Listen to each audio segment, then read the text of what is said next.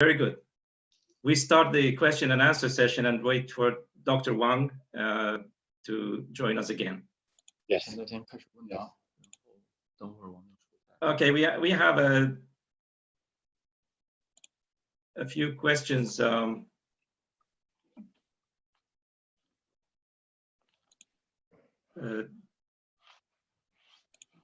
That came up during the speeches. The first question is to Ambassador of the People's Republic of China. We have heard a lot about what China has been doing in terms of both controlling the spread of the coronavirus in China, but also when it got things under control, went outside China to help other nations. Now, there are, as in the case of the Belt and Road Initiative itself, now there are certain voices in the West who are suggesting that China is using the Belt and Road Initiative, but now also the Health Silk Road Initiative to increase its geopolitical power. For ourselves, we have no indication of that, but I think people outside there, here in Europe and the United States, need to hear what are the intentions of the Chinese government and the Chinese people in launching both the Belt and Road Initiative and the Health Silk Road.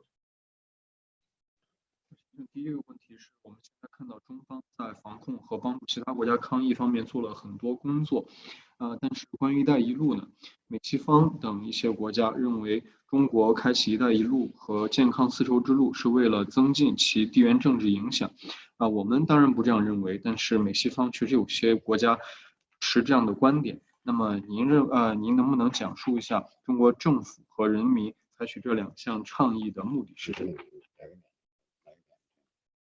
一带一路和健康丝绸之路。关于“一带一路”合作，我们也讨论了很多。“一带一路”合作，中国政府2013年9月份在提出“一带一路”合作倡议，本质上就是要通过这个发挥古丝绸之路的历史和文化价值。 来推进中国跟沿线“一带一路”国家之间的这个物。你上来一下，我这网络可能有问题，一直老在那边听不到我声音，看看用你的网络试试。上吗？ Well, there is indeed a lot of discussion going on regarding the Belt and Road Cooperation. The very intention of the Chinese government launching this cooperation in September 2013 is to tap into the historical value of the ancient Silk Road to enhance the practical cooperation along the line. 概括的讲，习近平主席提出的现代“一带一路”合作，就是2000多年前古丝绸之路合作的这个扩大版、深入版。 Well, in general terms, the modern Silk Road proposed by President Xi Jinping is a bigger and deeper version of the Silk Road that we had 2,000 years ago. 因为中国要进一步发展，离不开其他国家，离不开其他国家的发展，离不开跟其他国家的合作。 Because cooperation with other countries is an indispensable part to facilitate China's further growth. 那么中国发展起来了，也愿意帮助其他国家，特别是欠发达国家，发展。 Now, China is more developed than before, and China is more willing to help other countries achieve their development. 正像我跟瑞卡朋友都是强调的，这里没有任何这个政治意图，地缘政治意图。 As I have mentioned to my Swedish friends many times, that this is not mixed with geopolitical agenda. 一带一路合作就是投资合作、贸易合作、基础设施建设合作、人文合作等等，都是务实领域的。 Belt and Road Cooperation is all about practical cooperation, about cooperation in investment, in culture, and in infrastructure. 那么如果说实际上，有些国家说“一带一路”，中国推进“一带一路”合作有地缘政治意图，这个不经一驳。 In fact, there is no need to refute arguments such as China is after geopolitical agenda. 那么如果按照这个逻辑，那中国2000多年前啊，跟中亚国家、跟伊朗、中东国家、跟意大利等欧洲国家开展“一带一路”合作，那中国当时就有地缘政治意图了。中国占领了谁？侵略了谁？没有。If we truly follow this logic, then when China pursued this Silk Road over 2,000 years ago, having cooperation with countries along the routes like Italy, like Iran, was China after some geopolitical purposes? Did China try to conquer or conquest any country? 我们跟巴基斯坦、塞尔维亚还有马来西亚合作，我们都没有谈论什么政治问题，谈论什么军事合作问题，谈论这些东西，没有任何地缘政治的考虑。When we pursued Belt and Road cooperation with countries like Pakistan, Serbia, and Malaysia, we never raised any requests for political or military cooperation. 希望那些指责中国“一带一路”合作有地缘政治意图的少数国家和人士能够客观的看待。We hope those few countries and individuals that make such accusations will look at this matter more objectively. 那么，随着这个经济的发展，人民生活水平的提高，人们对健康卫生领域的保健领域的需求越来越大。Now, as China's economy is growing and people's lives are getting better, people are yearning more for better health. 就拿中国本身来说，中国现在14亿人民，这个过上了这个经济上应该说这个享受了这个很好的物质生活，但是人们还有更高的追求，这是要有健康的体魄，要长寿。Now, the 1.4 billion Chinese people are living a better life, living a better material life. Now they are trying to have a more healthier and a longer life. 所以现在所以现在医疗卫生、健康保健、生物医药、养老等领域的合作，等领域在中国经济发展中，在起到中国经济发展的首要位置。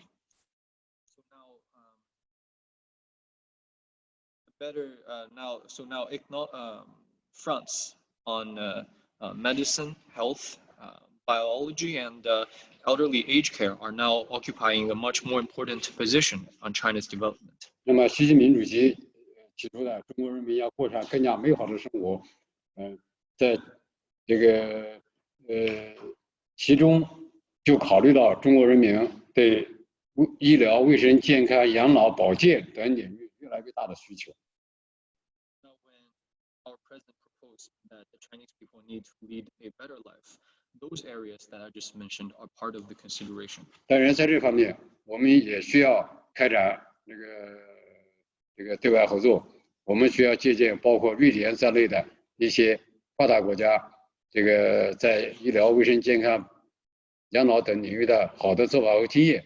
我们也希望与其他这个发展中国家一起，共同提高这个各国的这个医疗卫生、健康保健这个养老水平。And of course, in pursuing this end, China is also trying to learn from other countries like Sweden to improve its public health situation. And in doing so, we will also try to work with other developing countries in developing our public health together. 我们还希望通过健康丝路之路合作，来共同提高全球的公共卫生保障水平。In pursuing the Silk Road of health, we also want to improve the general level of public health of the world. 那么，通过健康丝路之路合作，来避免像新冠病毒这样的这个突发病毒，这个再次发生。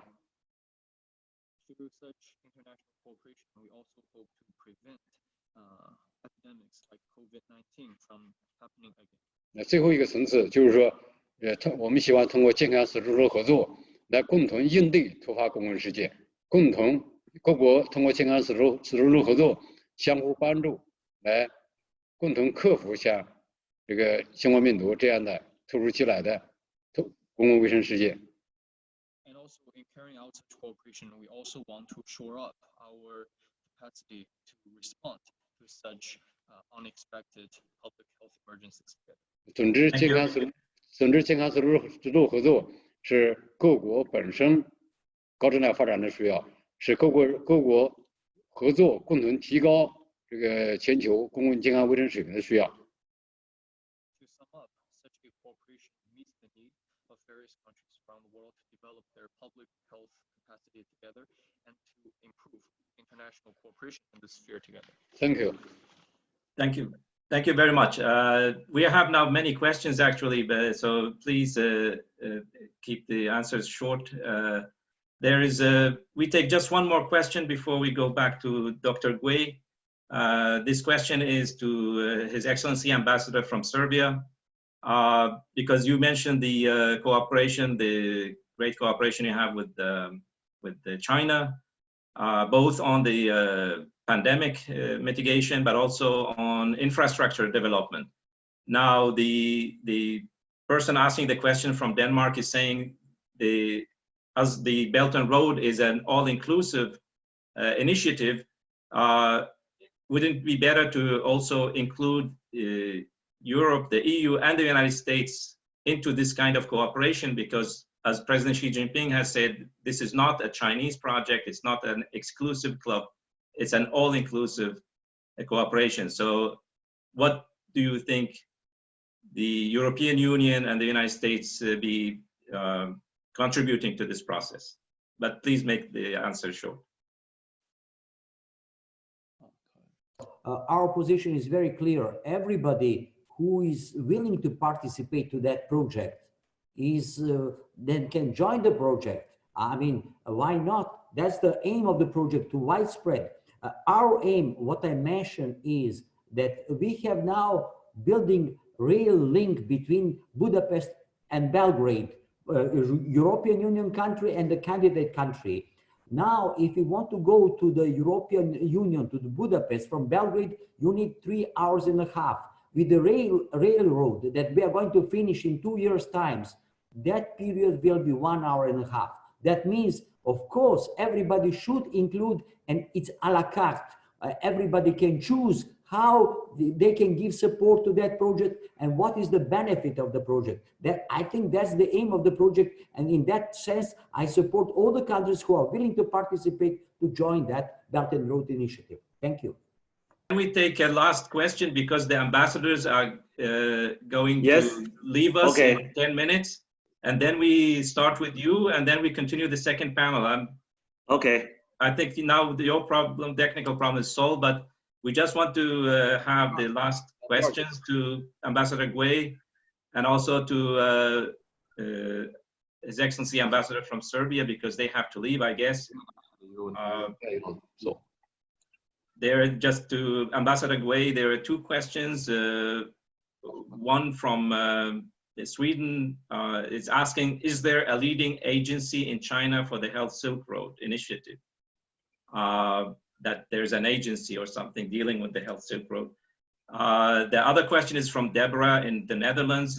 She says, can the Honorable Ambassador discuss some of the mistakes and lessons learned that have been made in China during the ongoing COVID-19 responses, showing solidarity for the imperfection of human coordination? Thank you very much. 一共有2个问题，第一个问题是一个瑞典观众提出的，那就是中国有没有一个主导领导健康丝绸之路的一个机构？第二个问题是一个荷兰网友提出的，他的问题是中国在应对疫情期间有没有犯什么错误，有没有吸取什么教训？这样的回答有利于全人类团结抗疫，正面我们的不完美。关于第一个问题，我想按照各国政府的分工，健康丝绸之路当然应该由中国以及相关国家的这个卫生主管部门来推行来合作。Well, regarding the first question, in light of the distribution of work by countries along this project, naturally it is the agency in respective countries leading the work in public health sphere that lead this project. 那么关于中国现在疫情，正与我们政府和专家反复指出了，中国在第一时间发现疫情以后，第一时间采取了最全面、最彻底、最严格的防控措施，第一时间向 WHO 和世界卫生组织这个以及各国通报了这个病毒序列。Regarding the second question on China's response to COVID-19, government and experts have pointed out. Please speak in the microphone, the interpreter. We can't hear you.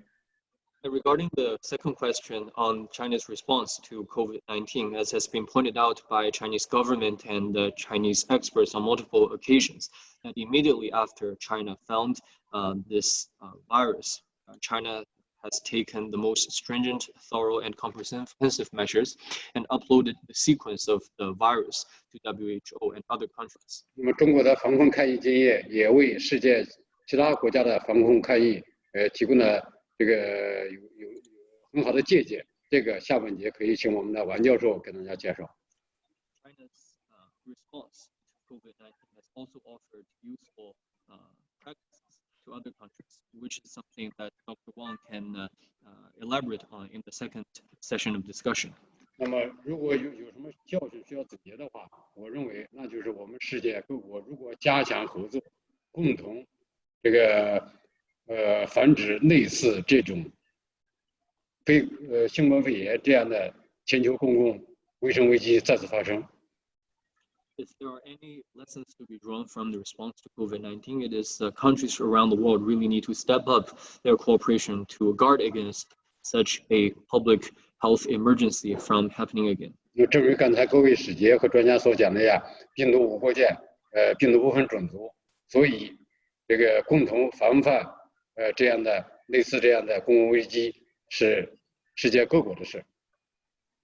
As this has been pointed out by the ambassadors and experts, that the virus knows no races, knows no borders, so countries need to work together to guard themselves against such occasions. 在预防、防控、诊疗等各个方面，我们都希望开展广泛的国际合作，共同提高全球公共卫生水平。We need to carry out wide-ranging cooperation in prevention and treatment to shore up our common capacity to guard against such viruses. Thank you very much. Thank you very much, Your Excellency. It was very good having you here with us today. Ambassador Momcilovic from Serbia, do you have a final thing to say before you leave the webinar? Yes, again, I would like to express my thanks for organizing that kind of a meeting. As Swedish professor from the Karolinska mentioned, it's a brilliant idea. Maybe not to include this fighting against Corona in Road and Belt Initiative, but to make it part of that and all other initiatives, because this is the occasion how we can fight together. Somebody put before to me question how we can cooperate. Corona fighting is the place to cooperate together, Americans, Chinese, European Union, everybody. And I think we can use this opportunity to cooperate because our national strategies must be united. Corona will be present for a long time. Thank you. Thank you very much, Your Excellency. We are very happy that you joined us. Now we go to Dr. Wang, finally. I hope everything is resolved. So we will join the first panel with the second panel. So after Dr. Wang, we will continue with the second panel as scheduled. But I thank everyone who participated in the first panel. Your Excellencies, Mrs. Noor, do you want to say a final thing?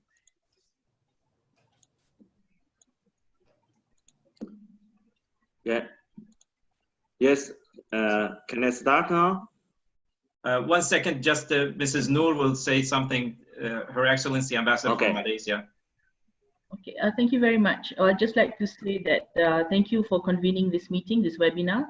It has been very insightful to see what countries are doing. And I think what we can take away from this is that the international cooperation is very important. I'm also very inspired by what the professor from Karolinska Institute said. about looking at the post-COVID-19 society, I think we have to look forward.